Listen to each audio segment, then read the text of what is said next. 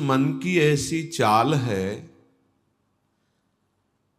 कि जरा सा असावधान साधक हुआ कि लक्ष्य से भ्रष्ट कर देता है। फिर यही मन निरुत्साहित कर देता है, विक्षिप्त कर देता है। इसी के कथनानुसार चले तो इसी ने भ्रष्ट कर दिया। भ्रष्ट का तात्पर्य होता है जो हम लक्ष्य पे चढ़ रहे हैं उससे नीचे गिर जाना। हमारा लक्ष्य है प्रभु की प्राप्ति, जितेंद्रियता, लेकिन ये मन कई तरह से हमें भ्रष्ट करता है। यदि हमारा किसी से कभी कैसा भी संबंध है, कभी ये प्रियता से भ्रष्ट करता है, कभी भय से भ्रष्ट करता है। सामने वाला प्रतिकूल न हो जाए, बहुत ये सावधानी की जरूरत है। ये कभी भय करके, कभी प्रियता दिखा करके प्रियालाल से विमुख मार्ग का अनुसरण करता है। फिर ये इतना जलाता है, इसी ने भ्रष्ट किया, इसी ने मार्ग से गिराया, और यही इतना जलाता है कि फिर निरुत्साहित कर देता है, भगवत मार्ग में चलने लायक नहीं रखता है।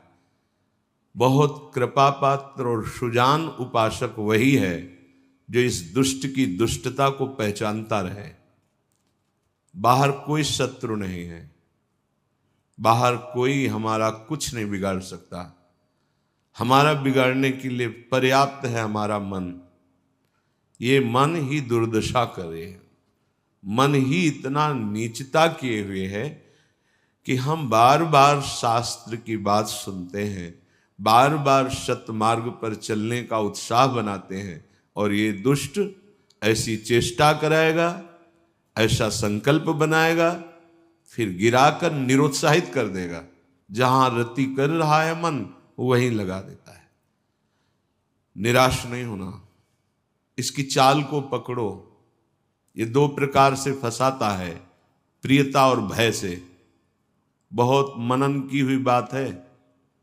भयभीत तो होना मत, क्योंकि निश्चय कर लो कि मरना है, तो इससे ज्यादा भय क्या दे सकता है।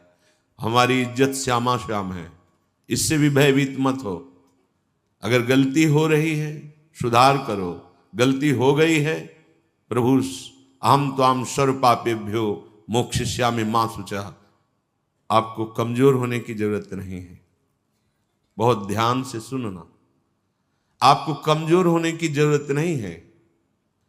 प्रमाद स्थिति में हमसे गलती हो गई, हम उस गलती को दोबारा ना करें। और ध्यान दीजिए, वो गलती कराने वाला आपका मन है। जब आप आनंदित होंगे, जब आप उत्साहित होंगे, तब ये फंसाएगा। इसकी चाल है। इसीलिए उदासीन अति रही गोसाई, जो उदासीन रहता है उसकी नजर अपने मन पे रहती है। और जरा सी भी उन्मत्तता आई कि फिर मन जो है वो ऐसी जगह फंसाता है। इसलिए बचो। इस दुष्ट की चाल बहुत विचित्र है, और जहां ये पवित्र हो जाता है तो यही भगवत स्वरूप हो जाता है। इसके लिए निश्चय करना पड़ेगा।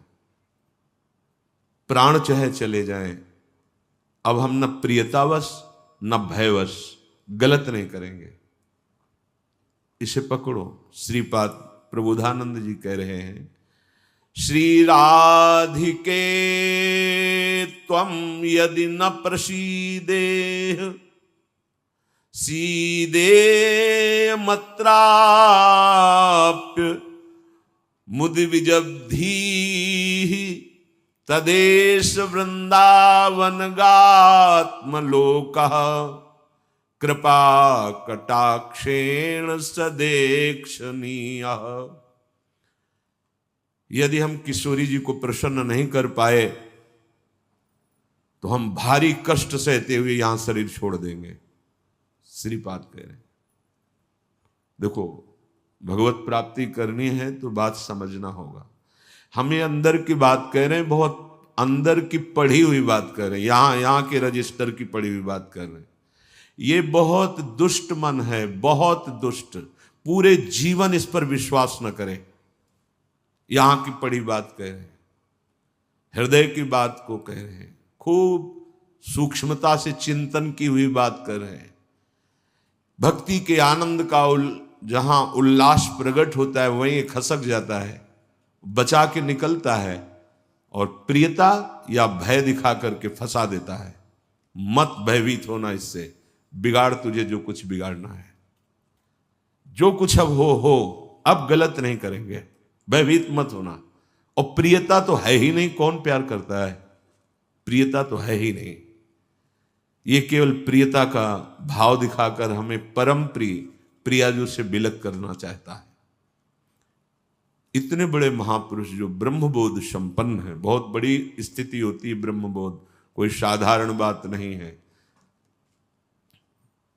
वो जब इस प्रेम रस मार्ग का रसास्वादन वृंदावन रस का हुआ तो वो उनको थोड़ी जरूरत रह गई अब प्रेम की। ये हमारे लिए श्लोक लिखा हुआ है। महापुरुष जन जो अपने अनुभव वर्णन करते हैं वो हमारे लिए वर्णन करते हैं। कह रहे श्री राधिके त्वम यदि न प्रसीदे, यदि मैं आपको प्रसन्न नहीं कर पाया इस जीवन में,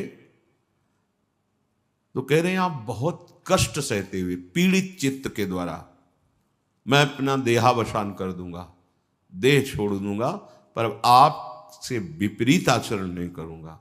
बस यहां रुकना होगा, यहां पकड़ो, यहां बैठा लो हृदय में बात। इतना बहिर्मुख हो चुका है उपासक कि वो पकड़ ही नहीं पाता है अपने अंदर की कमी को। वो अंदर ही अंदर वो खोखला करके, निराश करके बस केवल जीने में लगा देता है। खाया पिया सोया खेला कूदा, समय कट रहा है, बढ़िया है। नहीं भाई, ये बहुत दुष्ट है मन। बार बार इसलिए कह रहे इस पर कभी विश्वास न करो। जब तक शरीर का होश है तब तक सबसे बड़ा दुश्मन हमारा मन है, दूसरा कोई दुश्मन नहीं। इस दुश्मन को देखते रहिए। ये 5 ज्ञानेंद्रियों को साथ लेकर हर समय हमारे पतन का प्लान करता रहता है, पतन का संकल्प बनाता रहता है। ये बहुत नीच उतर गया है। इसे उच्च चढ़ाने के लिए जो नाम, जो मंत्र, जो आश्रय है, उसको इस कोटि से लेना होगा कि यदि आप प्रसन्न नहीं हुई लाडली जी, तो भयानक पीड़ा और कष्ट सहते हुए जानबूझकर हम अपना शरीर यहां छोड़ देंगे आपके धाम में, पर आपके विपरीत आचरण नहीं करेंगे। प्रतिकूलस्य वर्जनम। श्री वृंदावन में हमें आपका कृपा कटाक्ष चाहिए, आपका साक्षात्कार चाहिए, आपकी प्रसन्नता चाहिए। नहीं तो अपने जीवन को कष्टमय रखते हुए यहां प्राण त्याग देंगे। भाव समझो, जब इतना दृढ़ निश्चय हो जाएगा तो कोई हमें परास्त कर ही नहीं सकता। ये हमारा मन ही हमको परास्त करता है। एक बार नहीं, लाखों बार इसको देखा है। जहां भक्ति का आनंद उल्लसित हुआ ताए निकल पड़ा, क्योंकि देख रहा है असावधान है, इस समय ये आनंदित है, असावधान है, और वो कहीं प्रियता या भय दिखाकर फंसा देता है। अब वो जो आनंद था वो गुप्त हो जाता है। जो एक उल्लास बड़ा था, फिर वो निराशा, फिर हताश। अच्छा उपासक है तो उसको लगने लगता है क्या करूं, जीवन नष्ट कर दूं, ऐसा लगने लगता है, क्योंकि वो लक्ष्य की तरफ बढ़ना चाहता है और मन उसको फुसला करके ऐसे गिरा देता है कि वो निराश होकर देखता है अब क्या करूं, अब कहां जाऊं। पहली बात, निराश नहीं होना है। जिस समय आपकी भक्ति का आनंद उल्लास से युक्त हो, उस समय आपको उदासीन होने की जरूरत है, प्रसन्न होने की नहीं जरूरत है। ये आंतरिक बात कह रहा हूं, सावधानी की।